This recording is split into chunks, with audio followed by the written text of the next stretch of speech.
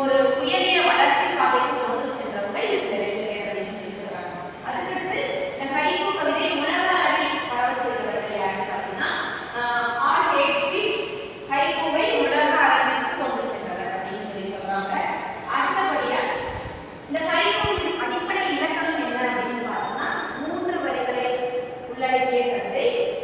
எண்ணிக்கை வந்து பார்த்தீங்கன்னா 5, 7, 5 அப்படிங்கிற எண்ணிக்கை வரம்புகளை கொண்டது. ஒற்றை காட்சி, ஒரு காட்சியோ ஒரு பொருளையோ உணர்வையோ வெளிப்படுத்தக்கூடிய கவிதை அப்படின்னு சொல்லி சொல்றாங்க. அடுத்தபடியா ஜென் தத்துவத்தின் ஊடகமாக இருக்கக்கூடிய கவிதை வடிவம் இந்த ஹைக்கூ கவிதை வடிவம் அப்படிங்கிறாங்க. அதாவது இந்த ஜென் தத்துவம் அப்படிங்கிறது புத்த மதத்தை மையமிட்ட ஒரு தத்துவ முறை அப்படின்னு சொல்லி சொல்றாங்க. அது மட்டுமல்லாமல் நகைச்சுவை உணர்வோடு ஆழமாக எடுத்து காட்டக்கூடிய கவிதை இந்த ஹைக்கூ கவிதை அப்படின்னு சொல்லி சொல்றாங்க. அடுத்தபடியா பார்த்தீங்கன்னா ஹைக்கூ கவிதையுடைய முன்னோடி அப்படின்னு பார்த்தோம்னா இதுவும் மகாகவி பாரதியார். 1880 பரவலாக வளர்ச்சி பெற்ற ஒரு கவிதை வடிவம் இந்த ஹைக்கூ கவிதை வடிவம் அப்படின்னு சொல்லி சொல்றாங்க.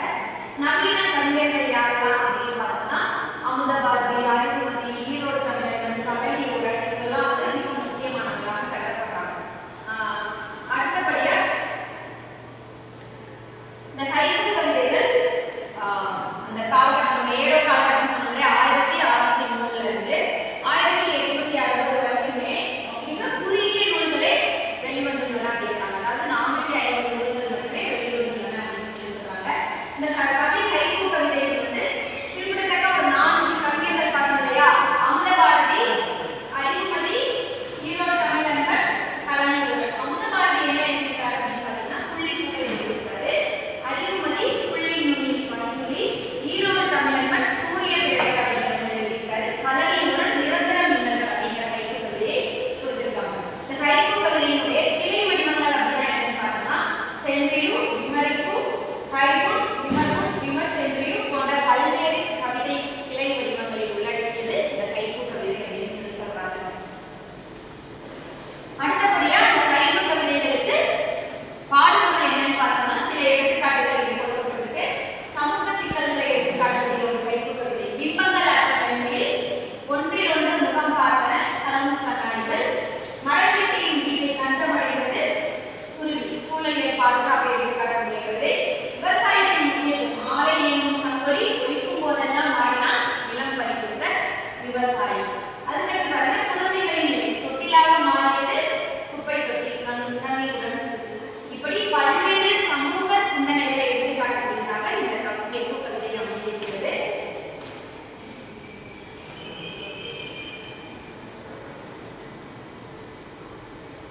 இந்த ஹைக்கூ கவிதையினுடைய ஒரு தமிழ் பயணம் அப்படின்னு சொல்லி சொன்னா ஜப்பானிலிருந்து தோன்றியது. இன்று மிகச்சிறந்த ஒரு வளர்ச்சியை சந்திக்கக்கூடிய கவிதை வடிவமாக இருக்கிறது.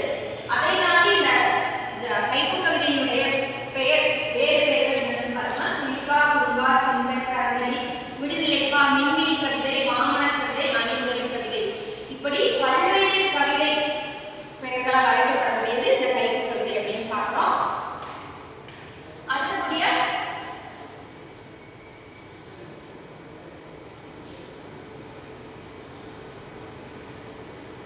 இப்படி